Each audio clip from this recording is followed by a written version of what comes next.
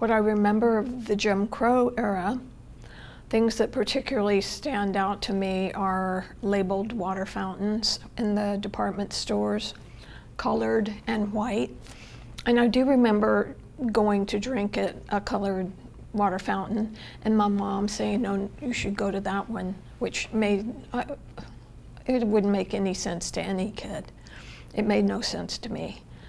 I just remember going home and wondering, and I asked my maid, housekeeper, nanny, second mom, maybe first mom, you know, where did black children go to school? And then I didn't understand that why she had to come in the back door. And then also, sometimes when we would go on short trips, I would ask her,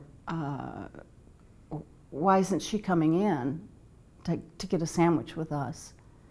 I was almost 6 years old when we moved to Birmingham, and almost right away I started taking city buses for various reasons. And of course I noticed the black people having to get on. Well, they had to get on in the front, pay their money, and then walk around and get on in the back, you know. And I noticed standing up in the back in the white colored signs that could be moved according to how many white people, how many black people were on the bus and so forth. And it never sat right with me.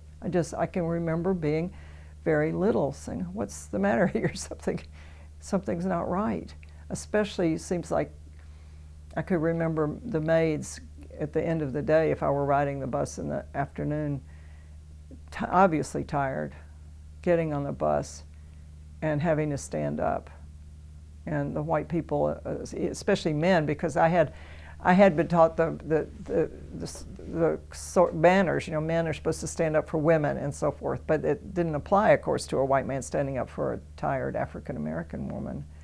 So from the very beginning, I began questioning it. My family went to the Pinehurst Church of God. Our ministers were Northern educated college graduates. In that church, I never heard a word of racial bigotry, and my more fortunate friends who were going to the Methodist, Baptist, Presbyterian churches and the Episcopal church were hearing that God was a segregationist. So I was never exposed to this. Not only that, but white congregants, including my mother, sometimes greeted black visitors to the church, and they sat in the church on an open basis. This is a very unusual experience for Birmingham. It almost seems revolutionary in retrospect. I didn't realize at the time, but I was not being introduced to the systematic prejudice that was routine for other white kids of my time. Look, let's face it, white children of my age learned racism at the family dinner table and in the church. I was spared both of those. I don't know how I would have turned out if I hadn't had liberal parents. And I was the one person with liberal parents. I felt like I was the only one, you know, in Homewood.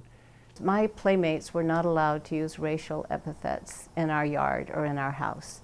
And that was very unusual because they used that language all the time. Every day when my brother and I would go out to school or to play, we just walked out into a sea of racism.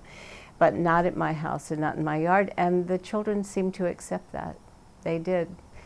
One of the strange things about being a child in that situation where your family has one set of ethics and everybody around you, your playmates, their parents, your teachers, even people at the church have a completely different set of ethics, is that it's very confusing because, you know, we were children, and especially in the South in those days, you were supposed to be respectful.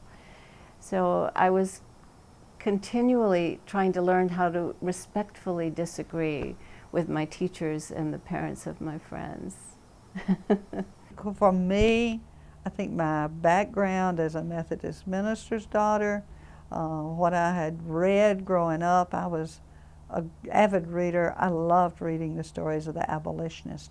And, you know, I had my mind made up early on, and it was a thought process. It wasn't a reaction. That it was important to stand up, because I began to realize segregation is bad as slavery. It's just another form of it. And I said in my mind, well, I knew that if I had been living in the 1800s, I would have been against slavery. That was in my, I felt that from growing up.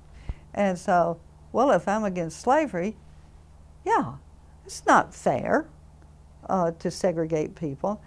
And I've quickly identified with the civil rights movement and to the, you know, arguments from people all around me telling me how crazy I was to believe that and all that. But it's like, so it's what I believe.